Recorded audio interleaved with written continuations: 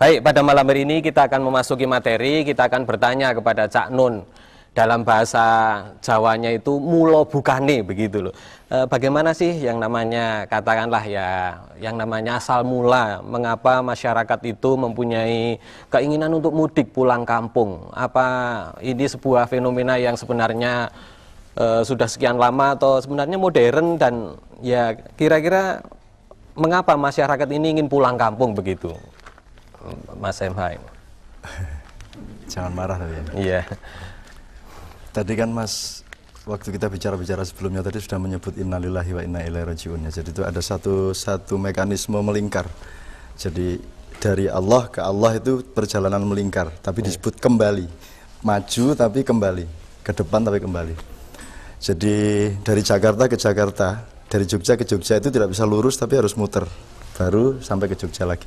Dan itu gambarnya innalillah. Jadi orang itu maju kemana saja, dia pada akhirnya akan sampai kembali ke tempat semula. Nah, sampai kembali ke tempat semula ini ada pada level rohani, ada pada level zat, ada pada level budaya, nanti ada pada level materi. Nah, orang mudik itu sebenarnya karena dia punya naluri untuk kembali ke asal-usulnya. Pertama mungkin yang paling kasar, kampung halaman. Yang kedua, sanak famili, ya, nasab, ya. Yang ketiga, nuansa budaya yang membesarkan dia waktu kecil, itu dia ingin ketemu kembali. Seandainya tidak ada urbanisasi besar-besaran, sebenarnya mudik kan juga tidak ruwet. Ini yang bikin ruwet ini kan karena ada proses panjang di mana negara ini uangnya menggumpal di suatu daerah, ya ta? Memancing urbanisasi. Iya, terus kemudian dari seluruh wilayah ke Jakarta, karena uang di Jakarta sekitar 86% dari semua omset rupiah, maka semua pada ngejar Jakarta, sehingga ketika mudik menjadi masalah.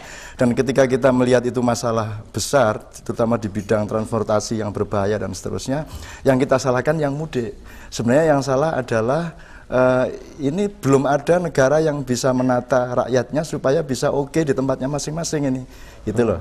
Kalau wali kota sih tidak bisa jawab masalah ini. Wali kota kan urusannya cuma satu wilayah. Jadi menurut saya, kalau saya tidak menyalahkan, nomor satu mereka benar, mereka kangen sama keluarganya, mereka silaturahmi, dan itu sangat baik. Dan kalau mereka kemudian ke mall-mall menyerbu beli barang macam-macam, saya tanya sama Pak Harwanto, emangnya siapa yang mengajari untuk tidak hedonis? Emangnya rakyat kita ini siapa yang mengajari untuk tidak materialistis? Emangnya ada gurunya untuk supaya kita ini tidak kacau seperti ini? Tidak ada sufi ya yang mengajari kita ya? Kan ulama kita kan tidak ada, kita kan tidak punya ulama, ulamanya kan Eko Patrio, kan gitu, sama Taufik Safalas almarhum kan gitu kan, yang tiap hari memberi fatwa kepada masyarakat itu pelawak, kan begitu kan.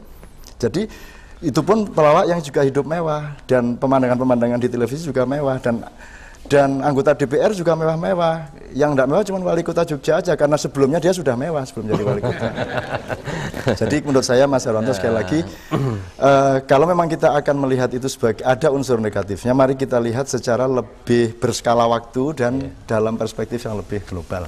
Kalau untuk mengarahkan agar masyarakat itu, sekali lagi ini tadi berkait dengan hedonisme, kecintaan pada dunia yang berlebihan ini, agak lebih ya rohani sedikit. Loh, begitu kira-kira. Yang bikin mall siapa? Yang bikin plaza-plaza siapa? Kan itu atas izin wali kota juga, kan itu. Nah, dibikin mall itu tujuannya apa? Supaya orang pada beli. Daripada makin berjubel itu mall, makin berhasil yang bikin mall. Jadi kalau memang, tapi kalau ada saran supaya mall tidak berjubel, berarti harus ada saran untuk tidak bikin mall, kan begitu?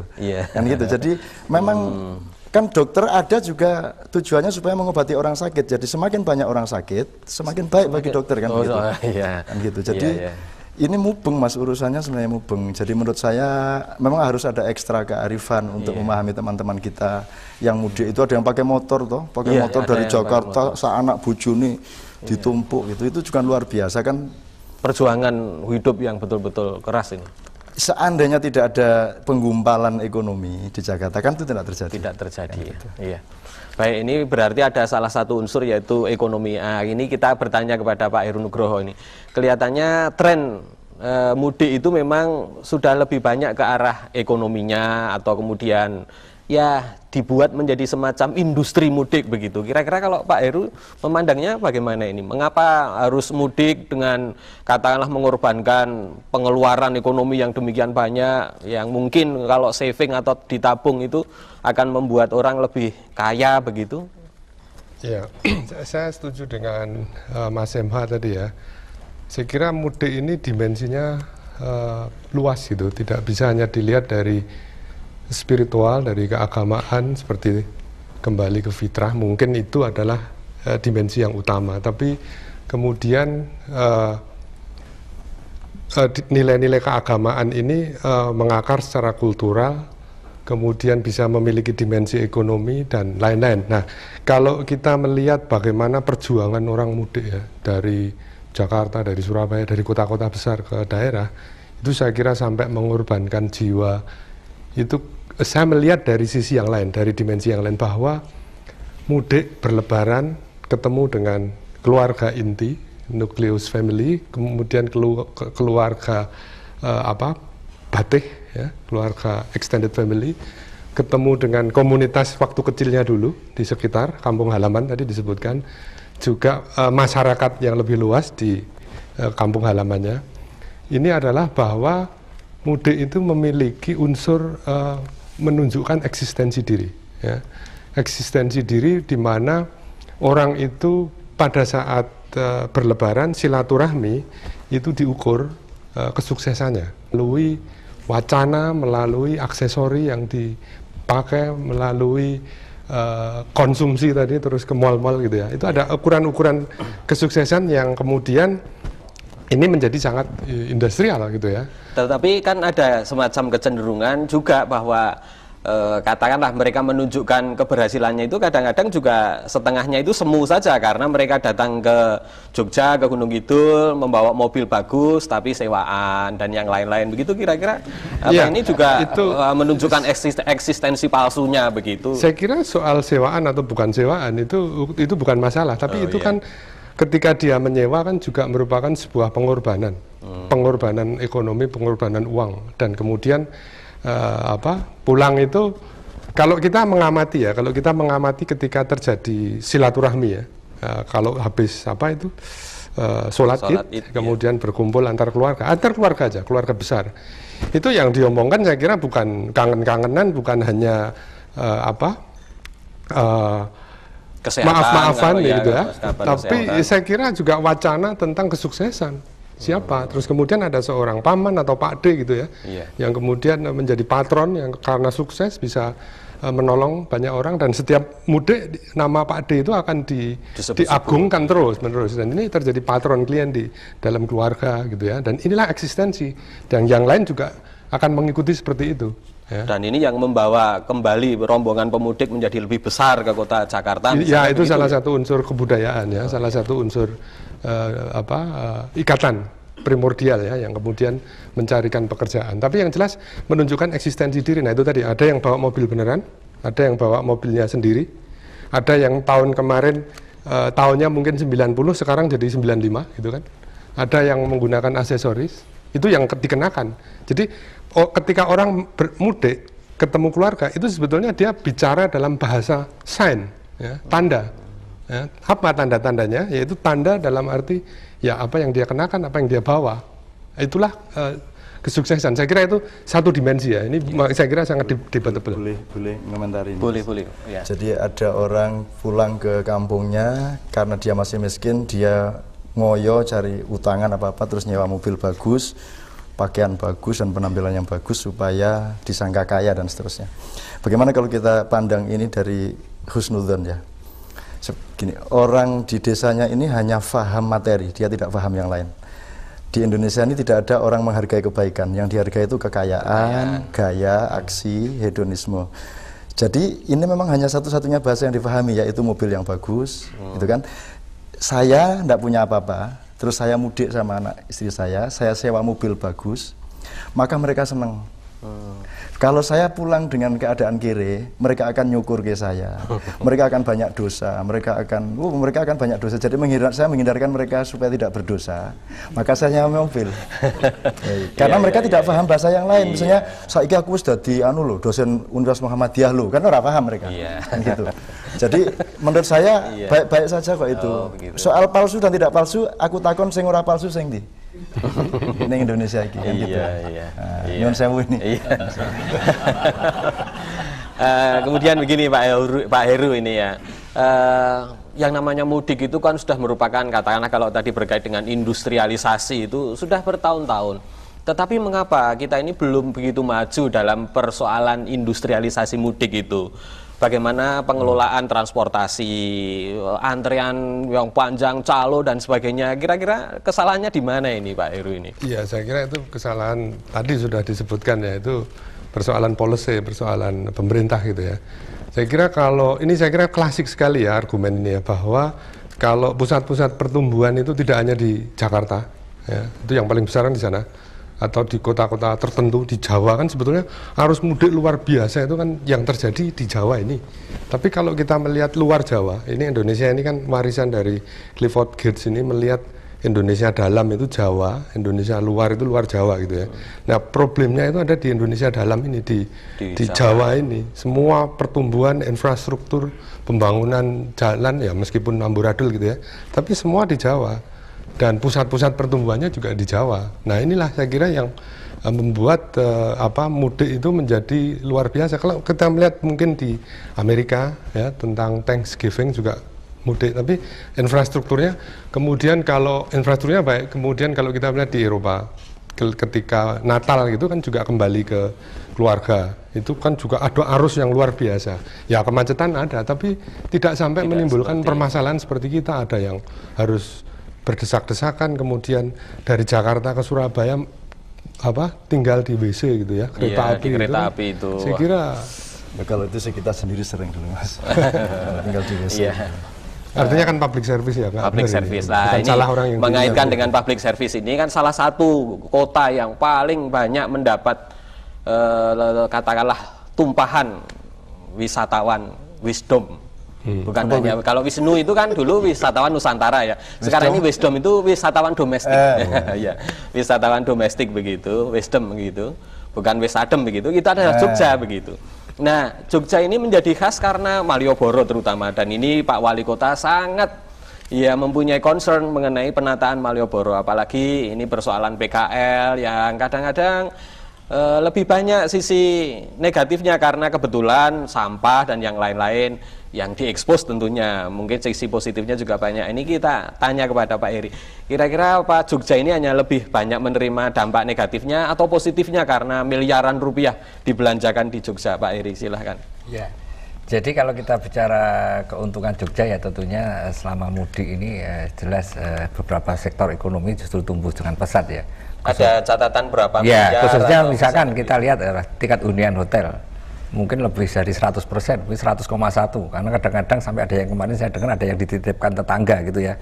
Jadi ada guest house, sebelahnya rumah biasa ya, karena kasihan nggak ada tempat ya dititipkan sampai ke rumah tinggal gitu ya. Jadi mungkin kalau kita bisa kita bicara 101%. Terus kemudian ya juga tentunya dari segi tadi belanja dari mall mungkin juga hingga sampai kaki lima juga saya dengar kemarin menikmati keuntungan yang luar biasa, omset yang luar biasa. Yang itu dari satu sisi saya juga cukup senang, artinya ekonomi kecil itu ikut menerima peluang, tapi ya sisi lain saya cukup kecewa karena ternyata eksperimen sosial saya, katakanlah saya kemarin mempersilahkan kaki lima dadaan untuk juga mengais ekonomi di Malioboro, ternyata juga dari sisi kewajibannya tidak imbang, artinya dari sisi kebersihan, dari sisi ketertiban, malah kadang-kadang sampai menggeser untuk parkir mobil dipakai untuk kaki lima dan sebagainya. Ya, tapi itu bagian dari eksperimen saya ya. Tetapi juga tadi pertanyaan tadi artinya sebetulnya bangsa kita itu adalah siap nggak sih sebetulnya bangsa kita itu untuk mengatur dirinya. Kemudian pertanyaan masalah tadi, banyak yang saya juga sedang mengupas aspek-aspek itu tadi, sosial budaya itu ya. Saya sampai teringat juga kata-kata Bung Karno, bangsa Indonesia jangan jadi bangsa tempe gitu ya. Apakah memang selama ini kita masih tempe? Saya kira juga mungkin ya. tidak pede, selalu pengen instan, pengen tidak menghargai proses dan sebagainya. Ya termasuk kaki lima ini pun juga saya lihat mereka selalu bicara hak gitu ya, peluang. Tapi padahal di ujung hak kita ada orang lain, budaya tepos liro dan sebagainya. Nah, untuk itulah apakah kita perlu pemimpin yang kuat atau apa nanti hubungannya dengan mudik ini. Kalau soal jumlah yang datang ke Jogja apa merepotkan Pemkot misalnya begitu dengan kemacetan lalu lintas dan sebagainya. Saya mau jelas kemarin saya mesti menugaskan khusus ya dari kepolisian, kita koordinasi dengan ketertiban kami dengan dinas perhubungan untuk minimal menata semaksimal mungkin walaupun tetap kondisinya jauh lebih dari sebenarnya kapasiti yang bisa harus diterima oleh Jogja. Luar biasa, artinya kemarin beban Jogja juga sangat luar biasa di luar beban yang seharusnya mampu diterima. Ya. Jadi di dalam industri dalam tanda petik mudik ini Jogja ternyata terkena yang namanya ya katakanlah windfall profit gitu ya. Keuntungan yang memang jumlahnya mendadak dan banyak begitu, dan itu masyarakat Jogja yang menikmatinya. Ya, karena memang lokomotif Jogja itu sebenarnya kan hanya ada dua, lokomotif pendidikan dan pariwisata. Yang lain itu gerbong sebetulnya. Kalau dua itu ambruk ya ambruk semua. Pariwisata dan pendidikan. Dua itu sebenarnya lokomotifnya di situ. Iya. Baiklah, kita akan kembali lagi ke Pak MH sebelum nanti kita serahkan kepada Flor dan juga para pemirsa. Kalau kita melihat bahwa yang namanya dalam tanda petik ya penderitaan, entah itu dianggap penderitaan atau dianggap sebagai kesuksesan di tempat perantauan sebagai tenaga kerja kasar, penjual ini penjual itu dan yang lain-lain, mereka kan sesungguhnya merindukan sebuah derajat mulia. Maka mereka mudik itu salah satu tujuannya kan, kalau boleh saya buatkan kepanjangannya itu, mudik itu kan mulia di kampung. Nah, ketika di kampung dia kan jadi mulia, ya kan? Begitu. Kalau di tempat perantauan mungkin dia, waduh, tidurnya pun di kolong jembatan dan sebagainya. Kira-kira dimensi ruhani apa ini yang bisa kita tangkap ini, Pak MH atau Cak Nun ini ya? Apa ya? Ya kan ada lapis-lapis ya, jadi kita sesungguhnya sih benar juga kalau dikatakan bahwa untuk kembali kepada fitri, kembali kepada yang sejati, itu tidak perlu pakai geografi, tidak perlu lintas geografi, artinya tidak perlu dari Jakarta ke Mojokerto gitu ya. Juga tidak perlu ada cultural commuting, tidak perlu ada perjalanan budaya. Kalau mau ke innalillahi wa inna ilaihi raji'un itu langsung sebenarnya matek aji ijen ya wis iso janjane ngangge SMS ya iso jane. Cuman kan manusia ini masih materi dia. Jadi tidak salah, materi itu tidak salah. Cuman yang salah mungkin adalah ketika dia menjadi ismo, ketika hidup kita sudah dilokomotifi oleh materi. Materi itu sebenarnya gerbong kita, salah satu dari alat hidup kita. Cuman sekarang kan materi menjadi yang utama. Itu pun sebenarnya tidak ada manajemen materi yang tertata sampai pemerintahan yang sekarang sejak kemerdekaan. Itu membuat kita sekarang susah menghitung sebenarnya sosio-psikologi bangsa Indonesia itu bagaimana. Misalnya satu contoh. Sebenarnya kenapa orang Indonesia itu sukar berdisiplin, dikasih ekstra kaki 5 tapi tidak mau bersihin sampah misalnya. Kenapa jadi tradisi tanggung jawab sangat kecil, tradisi untuk kerjasama sangat kecil gitu ya. Itu karena secara global rakyat kita belum pernah mendapat kepuasan sedikit pun. Kita ini orang yang tidak puas karena belum ada penataan negara yang benar. Mau kerja keras malas karena yang sana tidak kerja, dia dapat banyak sekali untuk ketika setelah menandatangani proyeknya Pak Wali Kota. Gitu. Jadi orang mau kerja keras di sini juga tidak mau lah. Gimana saya kerja keras, wong sana tidak ngapa-ngapain dapat duit banyak. Jadi terus nanti karena kita ini tidak ada penataan yang benar, tidak ada manajemen yang benar, maka akhirnya orang banyak nganggur. Banyak nganggur itu artinya tidak ada kesungguh-sungguhan untuk bersama-sama memajukan seluruh keadaan ini. Artinya, mohon maaf, akhirnya isinya apa? Isinya jadinya cemburu, dengki, iri, ora trimo, gitu ya, dan seterusnya. Nah. Baik, ini ada penelpon yang masuk. Halo, selamat malam. Selamat malam, Pak. Ya, dari siapa, Pak? Dari Pak Sukarwan, Pak. Pak Sukarwan. Iya, Pak Sukarlan. Silahkan Pak Sukarlan. Ya, terima kasih. Saya mohon nanti yang komentari pertanyaan satu, Cak Nun. Oh iya. Pertama, memang Lebaran tuh dari dulu saya kecil sampai sekarang ya banyak kemajuan. Kalau lebaran tanpa mudik berarti tidak lebaran. Lebaran itu memang identik dengan mudik. Lah, memang mudiknya harusnya masyarakat Indonesia itu diuntungkan dengan budaya Jawa. Kalau saja lebaran di Arab Saudi habis takbiran selesai. Habis takbiran sholat Id jam 7 itu selesai. Yang petani ke sawah, yang orang di perusahaan kembali kerja. Tapi kalau di Indonesia itu hikmahnya kan lebaran itu malah sekarang itu seminggu. Karena apa? Pemerintahan reformasi sudah dapat dijaga nek lebaran liburnya gawe seminggu. Yakin tuh, saya sudah lihat kalender 2004. Nah, satu itu ya. Yang kedua memang lebaran tanpa mudik itu berarti tidak lebaran. Yang ketiga, memang kalau lebaran budaya yang memperkuat lebaran itu budaya Jawa, artinya dengan lebaran itu sebetulnya sisi lain itu sebagai ajang reuni keluarga. Karena pada waktu lebaran itu saat yang tepat kumpulnya keluarga. Iya. Sudah Pak Sukarlan? Nah, terus yang saya tanyakan, memang kalau saya dengar katanya lebaran di Arab Saudi habis sholat Id selesai. Bagaimana Pak Cak Nun membandingkan lebaran di Arab Saudi dengan lebaran di Indonesia Idul Fitri yang diperkuat budaya Jawa? Kalau lebaran di Indonesia itu ditiru dengan lebaran di Arab Saudi habis sholat Id selesai sudah. Terima kasih. Ya. Silahkan Cak Nun ini. Saya kira Pak Sukarlan sangat benar ya. Jadi gini, jadi orang Jawa, orang Indonesia ini sebenarnya sangat istimewa di dunia dalam hal serawung, dalam hal paugeran, dalam hal silaturahmi kalau bahasa Islamnya. Jadi mudik itu sebenarnya salah satu bentuk silaturahmi ya, persambungan kasih sayang. Kasih sayang ini bisa macam-macam, tapi pokoknya ada persambungan terus-menerus, ada orang kumpul terus di mana-mana. Jadi komunalitasnya sangat tinggi. Di Arab Saudi Anda tidak kenal siapa-siapa, di sana tidak ada serawung, di sana orang tidak pernah ngumpul, di sana tidak boleh ada Maulid Nabi, tidak boleh ada Isra Mi'raj, orang tidak pernah ngumpul pengajian, tidak pernah. Jadi mereka itu untuk bergaul berdua saja mereka sukar gitu. Nah, gitu. Tentu saja tidak di Mesir, tidak di Yaman atau di Yordan gitu ya. Kalau di Arab Saudi memang sedemikian rupa. Jadi memang kita sangat bersyukur, saya kira kiblat budaya Islam itu mestinya di Pulau Jawa. Budayanya maksud saya. Ya. Masalahnya adalah kenapa mudik menjadi problem? Karena infrastruktur ekonomi, infrastruktur transportasi dan peta pembangunan ini tidak kondusif untuk keperluan silaturahmi yang massal ini. Sebenarnya apa salahnya orang mudik itu sangat bagus. Cuman masalahnya kan memaksakan itu tidak boleh. Itu kan sama kalau itu kan soal misalnya kita bikin acara apa terus beli makanan banyak-banyak dipaksakan weweh-weweh ke sana kemari.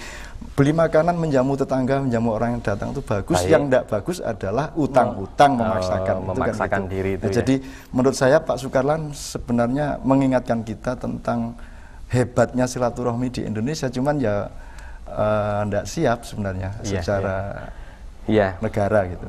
Nanti kita bicarakan lagi. Sekarang kita jeda sebentar. Terima kasih. Sekarang kita akan berikan waktu kepada para hadirin di studio. Tentunya sorotan dari Pak MH bagaimana ketidaksiapan pemerintah dalam memberikan infrastruktur atau pendukung sarana mudik dan seterusnya. Juga bisa melihat dari apa yang tadi sudah dikemukakan oleh Pak Wali Kota, misalnya imbal jawab, istilahnya tanggung jawab yang sepihak dari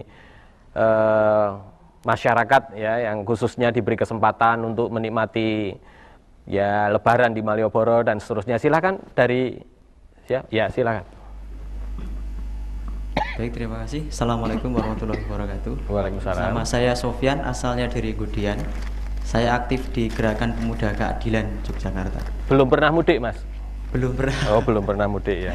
Makanya ini ikut senang dan juga ikut prihatin juga atas korban maupun juga banyak hal yang positif dari Jogja tadi hasilnya.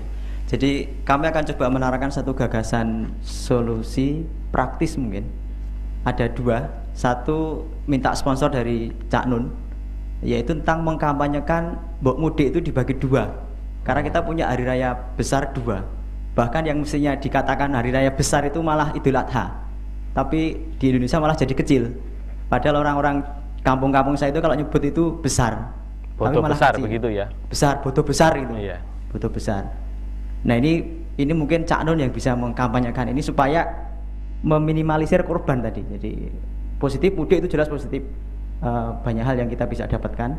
Tapi Kalau memang pembangunan bisa merata kemudian tidak ngumpul 86% uang itu di Jakarta, memang mungkin tidak jadi seperti ini. Tetapi karena itu belum terjadi pemerataan dan seterusnya, ya solusi praktis tadilah lewat budaya mungkin ya, kebiasaan. Kalau nanti sungkem atau kemudian silaturahmi sungkeman atau apa namanya itu, kalau di kampung saya itu namanya ujung, itu dibudayakan di 2 tempat tadi, mungkin orang bisa memilih. Kalau Lebaran Fitri itu terlalu jubel, nanti aja lah. Kalau Lebaran Idul Adha begitu. Kalau itu sudah 33 kali dilakukan atau dikampanyekan, kata di Seven Habits itu nanti akan jadi kebiasaan dan orang juga akan enjoy dengan itu. Nah ini kalau sepakat minta tolong Cak Nun untuk mengkampanyekan ini. Jadi bodoh besar. Yang kedua, kemudian kaitannya dengan Pak Heri Yudanto selaku wali kota mungkin, atau juga pejabat pada umumnya, aparatur negara ini, Mbok Yayo bikin kebijakan itu jangan setengah-setengah sehingga bikin kekacauan seperti ini. Kalau mau libur itu Mbok Yayo memang libur 1 bulan, puasa itu libur.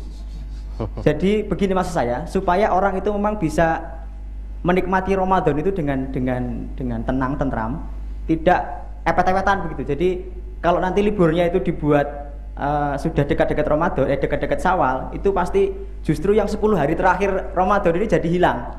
Maknanya hilang, dari sisi rohani hilang karena sibuk belanja, sibuk. Padahal kan sebenarnya hari-hari pertama Ramadan kan bisa belanja mereka. Bisa belanja, bisa mudik juga sebenarnya. Kalau memang liburnya 1 bulan itu.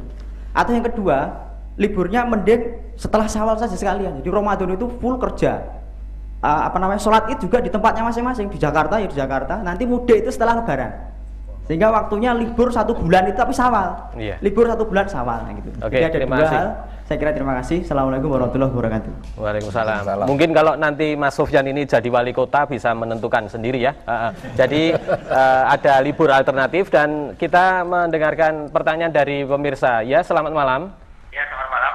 Ya, dari siapa Pak? Dari Munif Arwanto di Karanganyar. Oh ya, silakan Mas Munif. Ini untuk ketika berbicara Mas Nun, Mas Heru dan Pak Heri, saya cuma tanya mengenai masalah Ramadan mudik ini kan identik dengan seupos harta, materi itu tidak bisa kita pungkiri. Yang saya tanyakan adalah sesungguhnya di mana toh perspektif kita atau porsi sesungguhnya kita melihat sisi benda materi ketika mudik itu.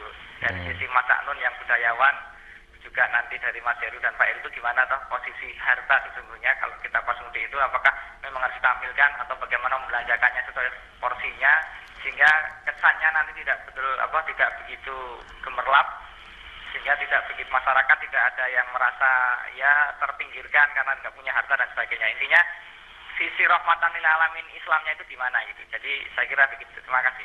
Terima kasih Mas Munif. Jadi ada 2 penanya. Yang pertama adalah mudik alternatif itu tadi. Karena ada 2 hari raya, yang satu digunakan juga untuk mudik begitu. Kemudian tentunya kepada Pak Heri nanti untuk liburan ini bisa diusulkan kepada pemerintah ini di pemerintah pusat. Kemudian tadi sisi materi pada Cak Nun dulu. Mas Sofyan gini, kalau saya dan keluarga saya, ibu saya, ayah saya, saudara-saudara saya dan nukleus keluarga saya itu sudah seperti itu. Kita tidak nunggu Idul Fitri untuk bermaaf-maafan.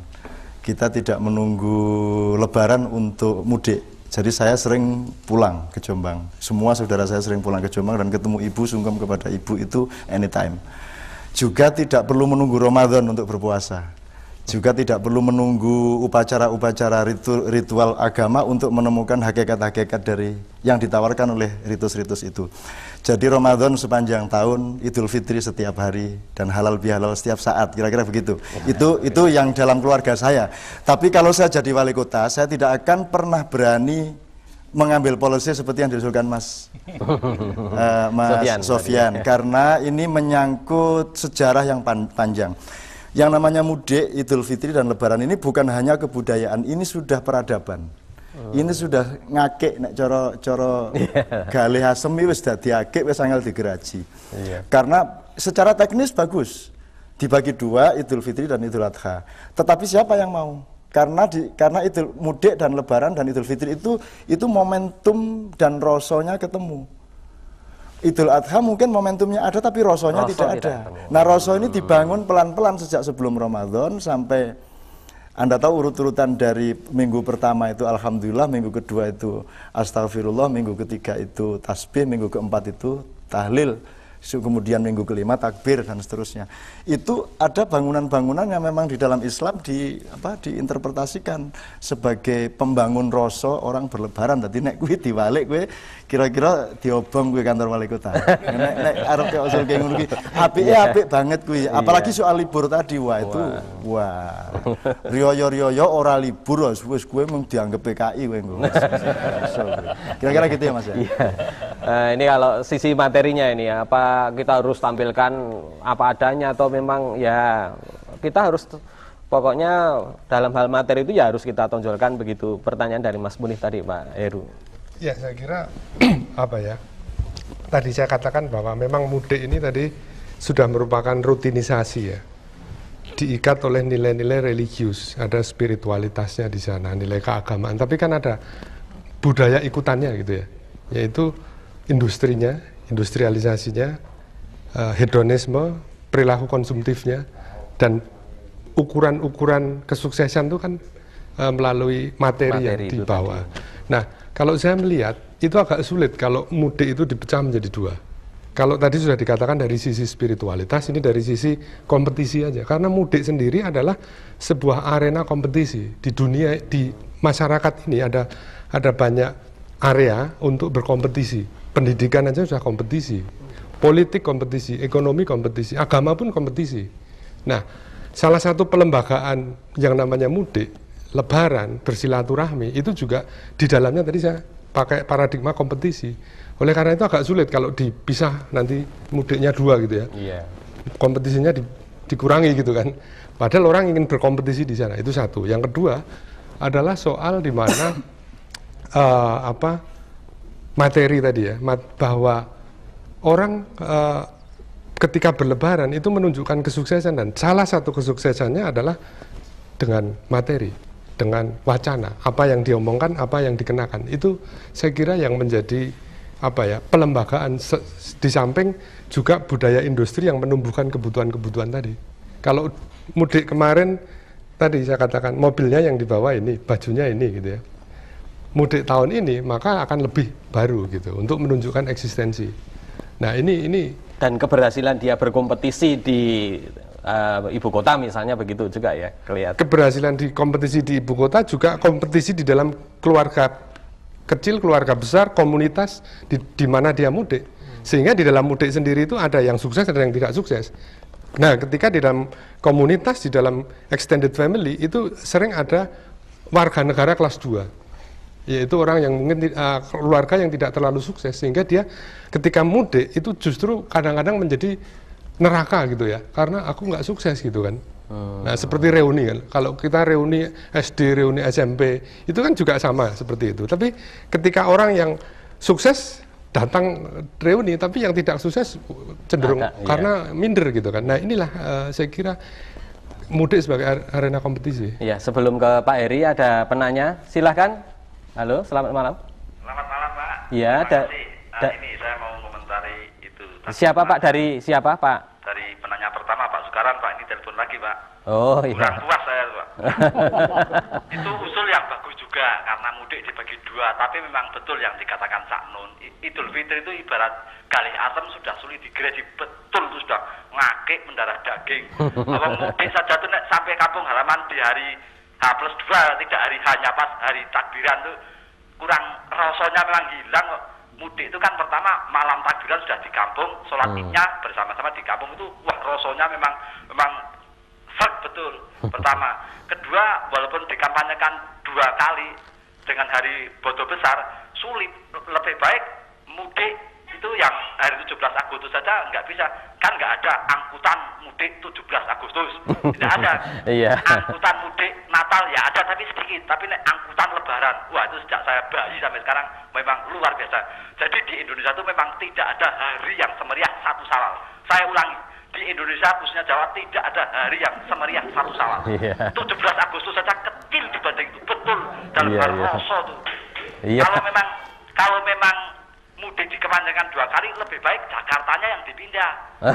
Megawati jadi presiden, Megawati pindah Jogja Gunung Kidul, nanti otomatis perusahaan-perusahaan akan berbondong-bondong ke sana, organisasi beralih ke sana. Seperti Peking pindah ke Beijing, New Delhi itu dulu belum New Delhi India itu, tapi pindah karena sekian tahun ke depan tuh pasti akan penuh. Yang berhasil tuh Cina. Terima kasih. Terima kasih Pak Sukarlan. Ya, ini memang hebat. Kemudian dari yang hadir di studio, silakan. Assalamualaikum warahmatullahi wabarakatuh. Waalaikumsalam. Saya Gus Widanisworo dari aktivis BM PAN Yogyakarta, Barisan Muda Penegak Amanat Nasional. Ada beberapa hal yang ingin saya sampaikan. Yang pertama bahwa saya sepakat bahwa mudik itu identik dengan Lebaran, ya, artinya memang sudah dikatakan oleh Pak Sukarman dan Pak Cak Nun tadi bahwa kita sudah mengakik. Nah, sekarang bagaimana kita memanajemen? Jadi manajemen bagaimana mudik itu bisa menjadikan pemerintah dalam ini buat policy yang bisa teratur. Jadi pemerintah membuat bagian, membuat program, membuat penyediaan alat transportasi lah katakanlah begitu untuk mereka-mereka yang mudik. Hal ini sudah dilakukan oleh teman-teman misalnya dari Jamu Jago dan sebagainya. Nah, saya ketika Lebaran hari pertama dan hari kedua malah tidak di rumah. Saya berkeliling di Semarang. Bahkan saya mengikuti Cak Nun habis kemarin di Kamaba, saya juga tahu Cak Nun di sana. Saya keliling di Semarang, bagaimana saya ingin merasakan Lebaran bersama mereka yang ada di pinggir kali dan sebagainya. Saya melakukan itu. Nah, sekarang saya sempat bertanya kepada bapak-bapak yang ada di sana, mengapa mudik itu menjadikan sebuah kebanggaan tersendiri bagi mereka? Karena mereka mengatakan bahwa ya itu tadi, mereka itu mudik itu identik dengan semangat mereka untuk bertemu dengan keluarga, menjalin silaturahmi yang sudah terputus sekian lama. Itu dia hanya satu-satu kesempatannya hanya pada bulan Syawal itu saja mereka melakukan silaturahmi. Nah, yang ingin saya pertanyakan ini pada Pak Heri Yudianto tentunya sebagai Wali Kota Yogyakarta yang memang banyak diserbu oleh pemudik.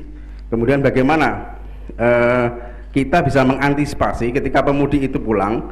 Saya nggak mau tahu mereka itu mudik semua atau mudik beneran atau mudik apa mereka sewa dan sebagainya, saya nggak mau tahu bagaimana. Tapi bagaimana membatasi orang-orang Jogja sendiri, orang-orang kita sendiri untuk larut ataupun ikut menjadi satu di Jakarta. Mereka mencari berada di tempat-tempat pertumbuhan ekonomi, katakanlah Jakarta, Surabaya dan sebagainya. Nah, ini bagaimana? Kemudian kepada Pak Heru juga saya ingin pertanyakan, bagaimana sekarang? Bisa nggak kita mengubah image? Katakanlah Lebaran itu tidak, kalau kita mudik itu tidak harus Hari Raya Idul Fitri, katakanlah. Saya sepakat dengan Mas Sofyan tadi.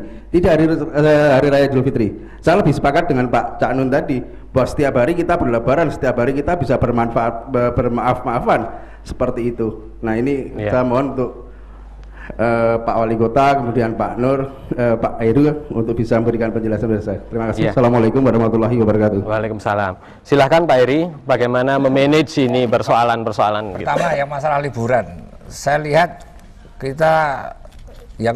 saya ngeri kadang-kadang terlalu banyak libur di Indonesia ya. Wong kita masuk kerja aja kadang-kadang seperti merasa libur gitu ya. Artinya ya saya bicara kemarin di instansi saya, bahwa kita kusuk tidak hanya di sholat, di kerja juga gitu ya. Jadi kalau kita bicara produktivitas, Indonesia itu bangsa kita masih rendah sekali. Apalagi kalau kita nanti lebih banyak liburan.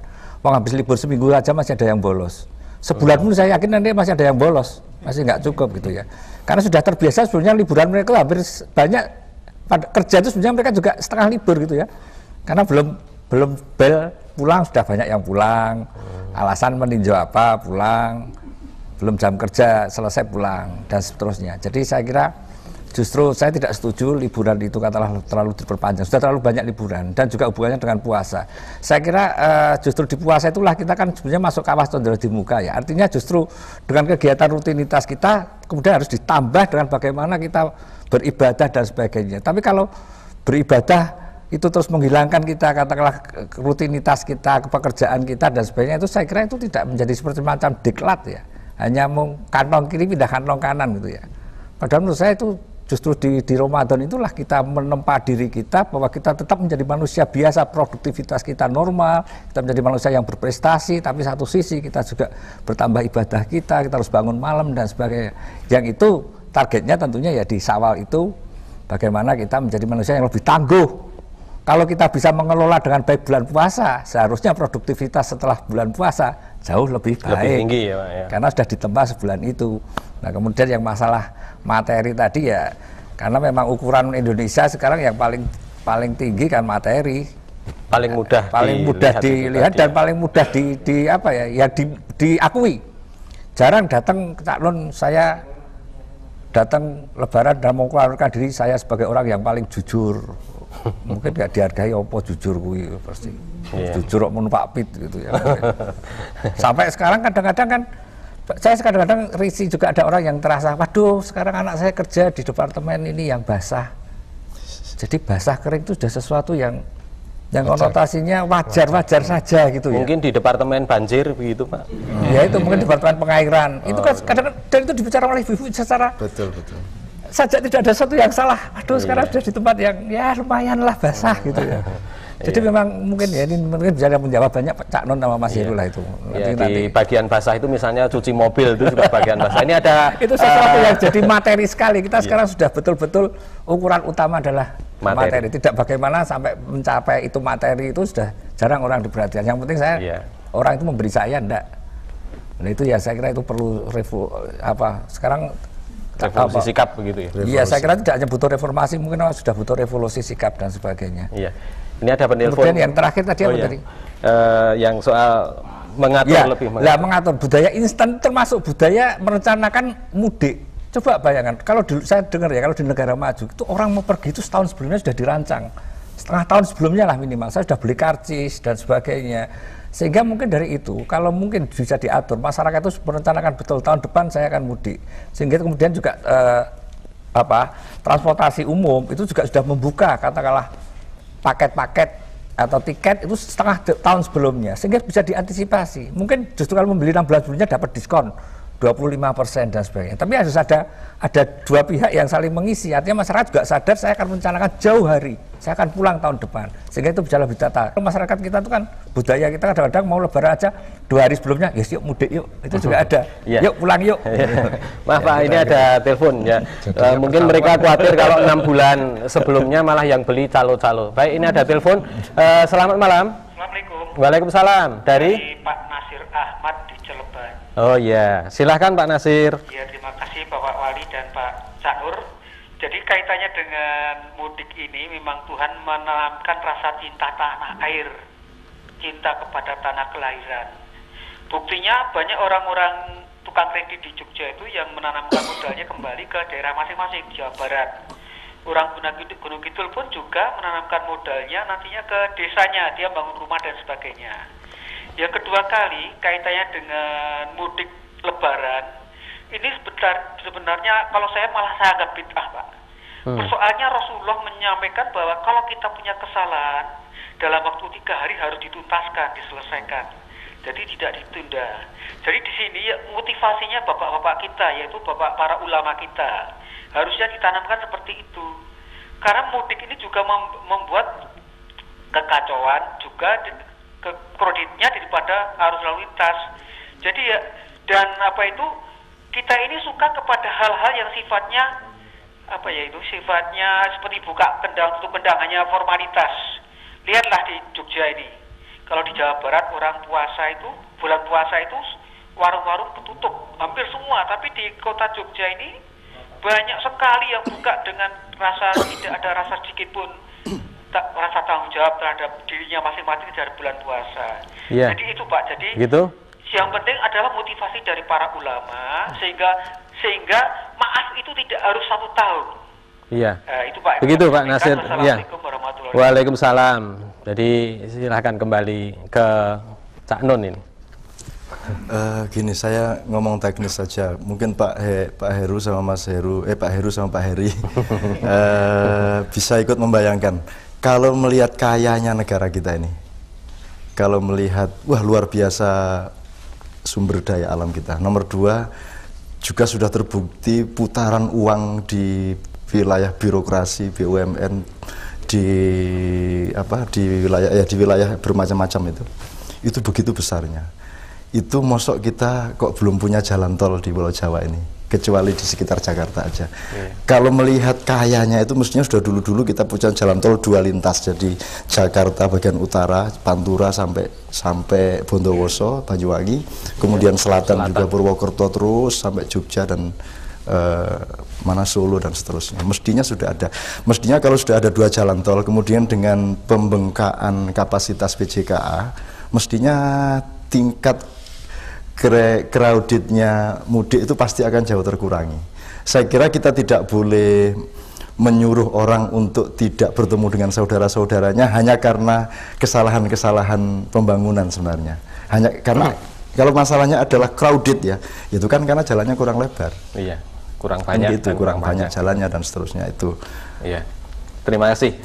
Baiklah para pemirsa dan juga hadirin di studio, tentunya masih banyak yang bisa kita bicarakan. Tetapi beberapa inti yang kita ingin garis bawahi adalah bahwa mudik merupakan sesungguhnya adalah panggilan jiwa untuk kembali kepada lingkungannya, kembali kepada tempat kelahirannya, kembali kepada fitrahnya manusia itu. Nah, persoalan yang kemudian muncul seperti padatnya jalan, kurang amannya lalu lintas, itu semua memang memerlukan manajemen yang lebih bagus dari pemerintah.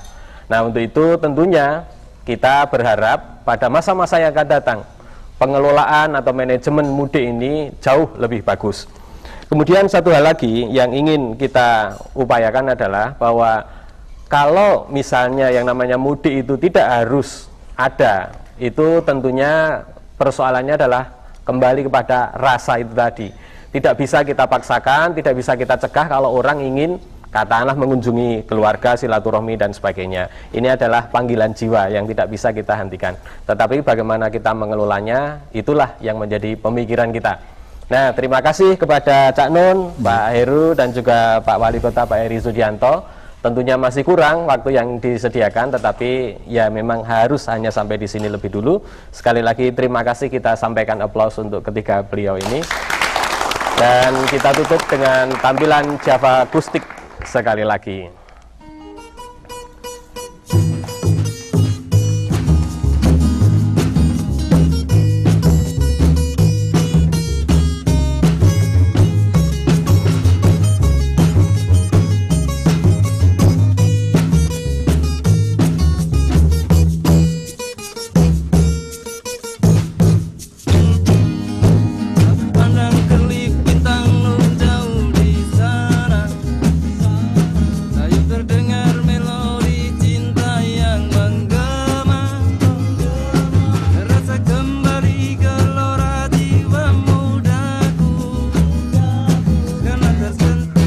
alunan lagu semerdu kopi anggur, api asmara yang dahulu pernah membara, semakin menghangat bagaikan ciuman pertama. Terjantungku seakan ikuti irama, karena terlena oleh pesona alunan kopi dangdut.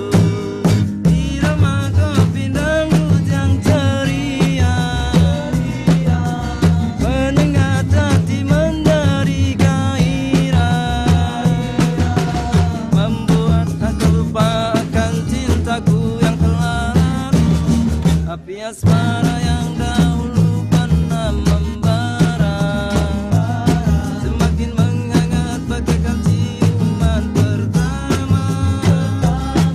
Terjantungku seakan ikuti irama, karena terlena oleh pesona alunan